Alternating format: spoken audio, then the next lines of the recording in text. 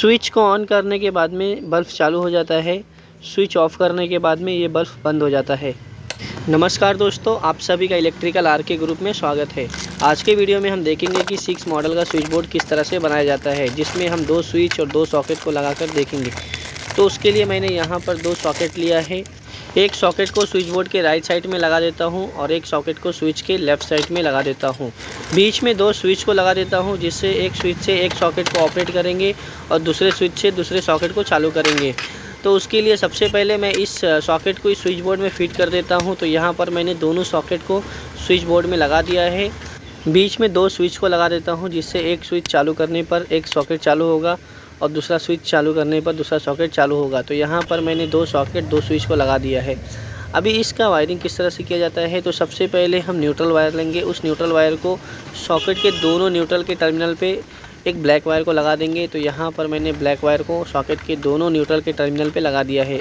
अभी एक छोटा सा वायर लेंगे, उसके इंसुलेशन को निकाल कर उस वायर को स्विच 1 स्विच 2 के नीचे के टर्मिनल में शॉर्ट कर देंगे। तो यहाँ पर मैंने एक कनेक्टर लिया है, इसे स्विच 1 स्विच 2 के नीचे के टर्मिनल में लगा देता हूँ। अभी मैंने यहाँ पर दोनों स्विच के नीचे के टर्मिनल को शॉर्ट कर दिया है।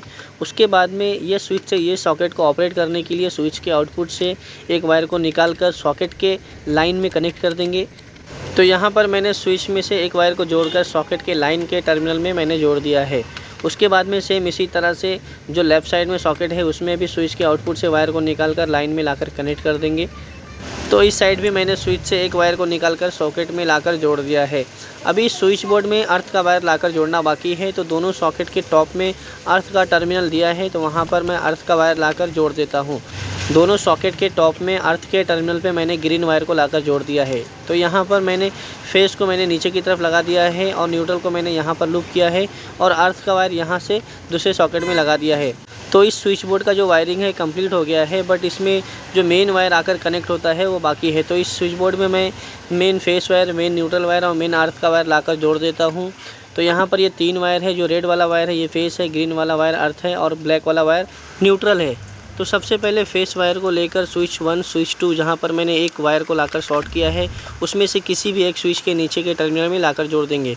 तो यहाँ पर मैंने फेस वायर को लाकर स्विच में जोड़ दिया है और जो मेन न्यूट्रल वाला वायर है उसे दोनों सॉकेट के किसी भी एक न्यूट्रल के टर्मिनल पे जोड़ देंगे जहाँ पर मैंने ब्लैक वाले वायर को लगाया है। तो यहाँ पर मैंने ये वाले सॉकेट में न्यूट्रल के वायर को लगा दिया है। अभी अर्थ के वायर को दोनों सॉकेट के किसी भी एक अर्थ के टर्मिनल पे लगा देंगे। तो यहाँ पर मैंने अर्थ के वायर को मैंने सॉकेट के टॉप के टर्मिनल पे लगा दिया है। तो यहाँ पर ये स्विच बोर्ड का जो वायरिंग है ये पूरा कंप्लीट हो गया है। अभी इसमें इस स्विच बोर्ड में एक बल्ब को चालू करके देखेंगे कि ये स्विच बोर्ड चल रहा है या फिर नहीं चल रहा है। इस स्विच बोर्ड को मैंने यहाँ पर पलटी कर दिया है और एक मैंने बल्ब और होल्डर लिया है। इसमें ऑलरेडी प्लग को मैंने लगा के रखा है।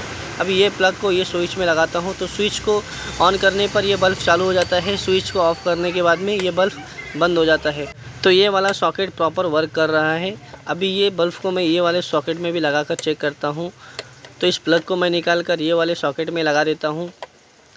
तो इसमें भी स्विच को ऑन करने के बाद में ये बल्ब चालू हो रहा है, स्विच को ऑफ करने के बाद में ये बल्ब बंद हो रहा है। तो इस तरह से 6 मॉडल का स्विच बोर्ड लेकर उसमें सॉकेट और स्विच को लगाकर उसका वायरिंग कर सकते हैं। अगर आपको हमारा वीडियो पसंद आया तो हमारे इस वीडियो को लाइक करें, हमारे इस चैनल को सब्सक्राइब करें।